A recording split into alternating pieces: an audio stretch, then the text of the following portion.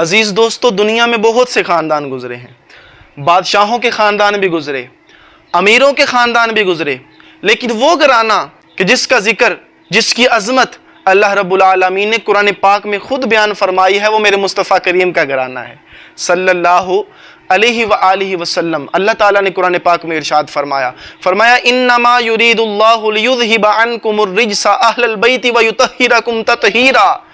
اے اہل بیت، اللہ تو چاہتا ہے کہ تم سے ہر ناپاکی دور فرما دے اور تمہیں مکمل صاف ستھرا فرما دے۔ عزیز دوستو، اہل بیت سے محبت جذباتیت کا نام نہیں ہے، اہل بیت سے محبت تو ایمان کا حصہ ہے، اہل بیت سے محبت تو ایک کامل ایمان کی علامت ہے۔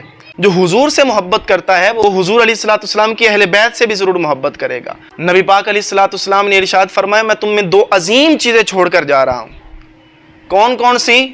فرمایا ایک قرآن پاک ہے، فرمایا ایک میری اہل بیت ہے۔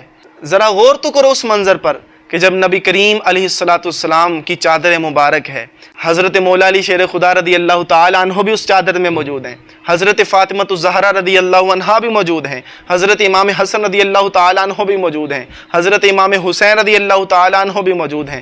حضور علیہ السلام نے اللہ پاک کی بارگاہ میں عرض کی، یا اللہ یہ میری اہل بیت ہے، اللہ ان سے ہر ناپاکی کو دور فرما دے اور ان کو کامل طہارت، کامل پاکیزگی عطا فرما دے۔ امام حسین تو ایک استقامت، ایک صبر، ایک وفاداری، ایک حق گوئی کا نام ہے۔ نبی پاک علیہ السلام نے ارشاد فرمایا الحسن والحسین سیدہ شباب اہل الجنہ۔ فرمایا اے لوگو سن لو، حسن اور حسین جنتی نوجوانوں کے سردار ہیں۔ حضور علیہ السلام منبر پر تشریف فرما ہیں، حضرت امام حسن اور حضرت امام حسین رضی اللہ تعالی عنہما بچپن شریف ہے اور چلتے آ رہے ہیں، کبھی گرتے ہیں، کبھی اٹھتے ہیں، کبھی گرتے ہیں، کبھی اٹھتے ہیں، لڑکھڑاتے ہوئے حضور کی بارگاہ میں تشریف لا رہے ہیں۔ حضور علیہ السلام نے جب دیکھا تو حضور منبر سے نیچے تشریف لے آئے۔ حضور علیہ السلام نے شہزادوں کو اٹھایا اور سینے سے لگا لیا۔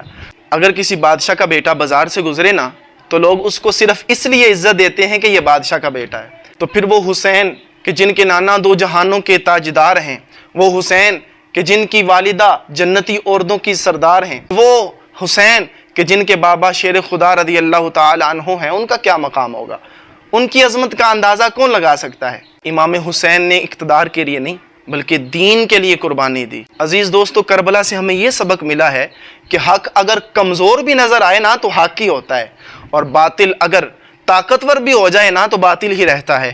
اور مومن کی شان یہ ہے، مومن سر تو کٹا سکتا ہے لیکن حق کا سودا نہیں کر سکتا، حق کو بیچ نہیں سکتا۔ امام حسین رضی اللہ تعالی عنہ نے گویا کہ قیامت تک آنے والے لوگوں کو یہ پیغام دیا ہے، یہ سبق دیا ہے کہ لوگوں اگر عزت بچانی ہے، اگر عزت چاہیے، عزت ایمان میں ہے، عزت صبر میں ہے، عزت استقامت میں ہے، عزت وفاداری میں ہے، ظلم کے آگے سر جھکانے میں نہیں۔ ایک چراغ اگر تیز آندھی میں بھی جلتا رہے نا تو لوگ کہتے ہیں کہ یہ چراغ کوئی معمولی چراغ نہیں ہے۔ حضرت امام حسین رضی اللہ تعالی عنہ کا قافلہ تعداد میں کم تھا، وسائل میں کم تھا، لیکن حق کا چراغ ایسا روشن کیا کہ آج 1400 سال بھی گزر گئے ہیں لیکن حضرت امام حسین رضی اللہ تعالی عنہ کا نام زندہ ہے۔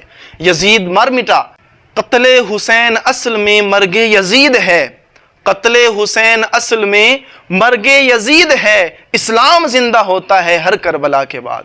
اور بات ہے بس اتنی مختصر، بات ہے بس اتنی مختصر، بات ہے بس اتنی مختصر، ایک یزید تھا حسین ہے۔ اہل سنت کا عقیدہ ہے کہ ہم صحابہ کرام علیہم رضوان کا بھی ادب کرتے ہیں، ہم اہل بیت سے بھی قلبی محبت رکھتے ہیں۔ ہمارا نعرہ نفرت نہیں ہے بلکہ محبت ہے۔ ہم تو کہتے ہیں ابو بکر بھی ہمارے ہیں، ہم کہتے ہیں عمر فاروق بھی ہمارے ہیں، ہم کہتے ہیں عثمان غنی بھی ہمارے ہیں، ہم کہتے ہیں مولا علی شیر خدا رضی اللہ تعالی عنہ بھی ہمارے ہیں، ہم کہتے ہیں حسن بھی ہمارے ہیں، ہم کہتے ہیں حسین بھی ہمارے ہیں، کیونکہ یہ سب گلشن مصطفیٰ کے پھول ہیں۔ اور اہل سنت امام حسین رضی اللہ تعالی عنہ کے نام پر صرف آنسو بہانے والے نہیں ہیں بلکہ امام حسین کی سیرت پر چلنے والے ہیں۔ اللہ تعالی ہمیں اہل بیت سے محبت کرنے کی، ان کے نقش قدم پر چلنے کی توفیق عطا فرمائے۔